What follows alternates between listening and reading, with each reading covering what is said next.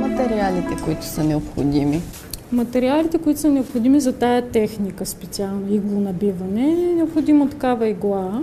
Тя не е обикновена шевна игла, както тази. Има едни прорези на нея, които фактически спомагат точно това, нали, нишката да се свързва една с друга и да стане това степване. Това е една технология и, разбира се, е необходима вълна. Тези неща, вълната и иглата, може всеки да си ги закупи от магазините за прежда. В смисъл, аз оттам съм ги купувала. Вероятно в хоби магазини има. Вече в града има много такива неща. И вълната е в най-различни цветове. В смисъл, дори тази, мисля, че дори е българска. Тези металните, според мен, вършат най-добра работа, защото нямат много ръбове, които да пречат на иглата. И да, ето една формичка, малко вълна и игла. И да си пазиш пръстите. Ай, забравихме да напрем. Другата техника, която аз много харесвам, и тя е типично българска, в смисъл за наша българска традиция, е тази, която е с водата и сапуна. Тя е точно с да степеш. Аз правих едни топчета. Водата, като е сапунена и се получава триене. И едно време, в смисъл тази техника специално е може би някъде от 10, по-скоро да, 10-12 век има писмени сведения за това, че се правили подобни изделия от не такана материя, като вълната. И най-вече се правили големи парчета, такива вълнени платове, с които са правили при поход тия палатките си на конете, седлата, по някакъв начин са слагали отдолу подобни парчета. Има ли нещо общо с плъстите? Да, точно плъстите. Така се наричат. Благодаря. И всъщност това е идеята. Че всеки може да си направи, вместо, нали, да се купуват най-различни китайски играчки, макар че и те са красиви, не могат да отекат, цветни, шарени, лъскави. Но всеки може да си направи и плюс това може да се правят и подаръци по този начин на близките. Не бих казала, че е някаква много стара наша традиция. По-скоро не знам по какъв начин. Аз не съм се интересувала. Това е интересен въпрос. Не знам едно време как си украсявали елхите.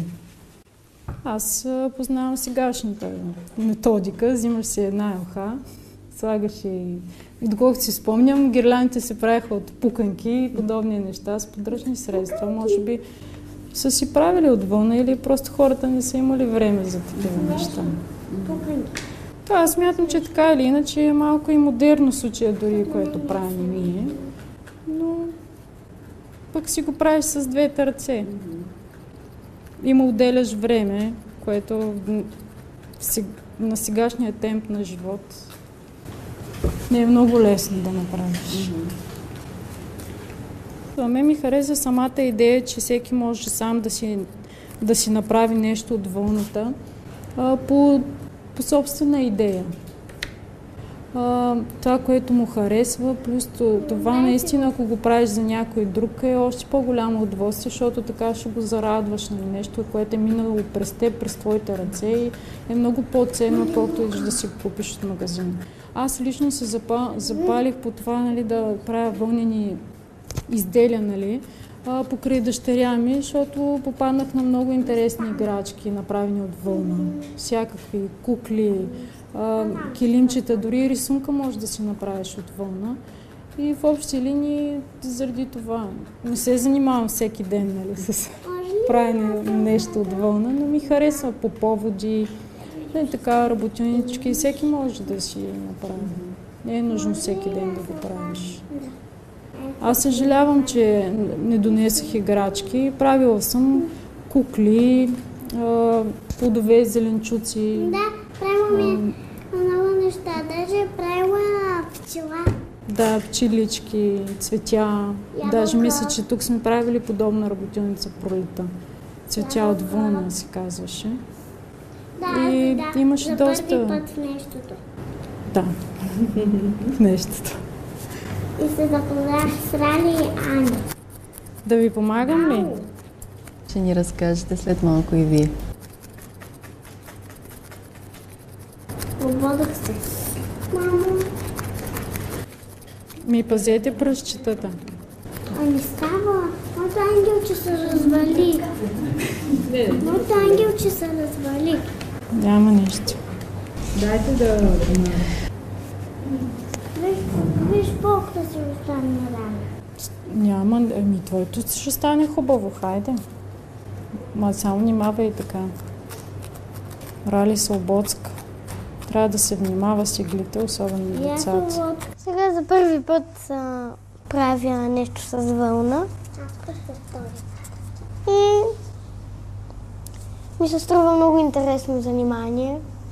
На децата дори им е приятно, не е толкова дори самите да изработват нещо конкретно, а дори да я пипат, да я усещат. Ето има, например, както виждаме, не е изработила нещо, кой знае какво, но и харесва според мен точно това да усеща материала.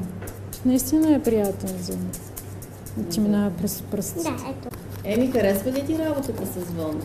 Да. Ти каза, че за втори път изработваш такива неща, нали? Сега трябва морков.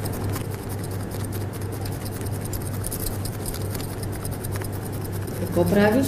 Морков. Морков. Къде ще го сложиш този морков? На мама снежния човек. Радост, настроение, любов. Можем ли да свържем и вълната с топлината? Със сигурност, бих казала аз. Хората така са топли. Аз, моята елха, например, не е украсена с такива играчки, нямах време, но много бих искала да видя подобна елха, направена единствено и украсена, нали, елха, по този начин. Мама, с нещо друго. С такива играчки. Мама, с какво направи? Правили сме от глина. Да, от глина. Също става играчки. Пак с тези формички. С други материали може ли да се съчетае вълната? Като маниста? Да, чудесно би било. Аз съм виждала тази елхичка, например, и се зашиват маниста. И става цветно. Или паети, или други неща. Би могло, да. Това е въпрос вече на виждане и на вкус. Мама, Да, много хубаво. Например, ето тези тук стереопорни топки. По принцип, може да се направи от чиста вълна топката. Но това е по-лесно. Взимаш си малко вълна и пак с иглата, само че внимавате. Рали, ти искаш ли такава топка? И се набива в самата топка. И тя цялата стиропорена топка става всъщност с вълнено покритие. Когато стане по този начин, вече можеш да си нарисуваш всякакви фигурки. Снежинки, елхички, звездички или просто, нали, да си сложиш кръгчета отделни и пак става много весело. Коледна украса. Сега тук ползваме стиропорена топка, нали, което не е много еко. Но, както казах аз, ако някой иска, просто отнема малко повече време от такава недарачена вълна, може да си направиш подобна топка. Просто повече време отнема.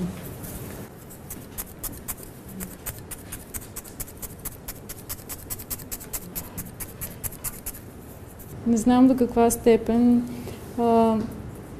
е популярно това нещо в България. Въпреки че имаме така дългогодишна традиция, нали, имайки предвид от 10-12 век има сведения за ползването на вълната, но не мисля, че има огромен интерес. Не знам дали е... В смисъл не мога да го оценям като положително или отрицателно. Давам го на факта, че хората нямат време да се занимават с подобни неща. Но той целият ни пазар е залят с всякакви други неща и никой не му идва да си направи. Като е по-лесно да идеш и да си го закупиш. За малко пари.